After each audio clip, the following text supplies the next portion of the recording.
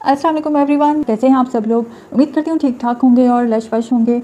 अच्छा, एक दौर था जब मुझे नेल पेंट्स और नेल आर्ट का बहुत क्रेज़ था। उस वक्त इस तरह के नेल आर्ट ब्रशेज़ नहीं मिला करते थे। खैर, इन ब्रशेज़ को किन तरीक़ों से यूज़ किया जाता है ये भी कभी आपको बताऊँगी, मगर आज मैं आपको वो जुगाड़ बताऊँगी जो हम लोग किया करते थे। हम या तो नेल स्टिकर्स लगा लिया करते थे या फिर इस तरह की चीज़ों का इस्तेमाल करके अपने नेल्स पर नक्शो निगार बना लिया करते थे। जिस तरह आईलाइनर ड्राई हो जाए तो उसका ब्रश इस्तेमाल में लाया जा सकता है, पिन्स और नीडल्स वगैरह का इस्तेमाल किया जा सकता है और इस तरह के आई मेकअप ब्रशेज़ भी यूज़ हो सकते हैं और इसी तरह की मुख्तलिफ़ चीज़ों का इस्तेमाल करके हम नेल आर्ट का शौक़ पूरा कर सकते हैं। तो अगर आपको भी नेल आर्ट का शौक़ है तो इस वीडियो को मुकम्मल देखिए और फिर लाइक भी ज़रूर कर दीजिए। तो चलिए अब आप वीडियो को एंजॉय कीजिए।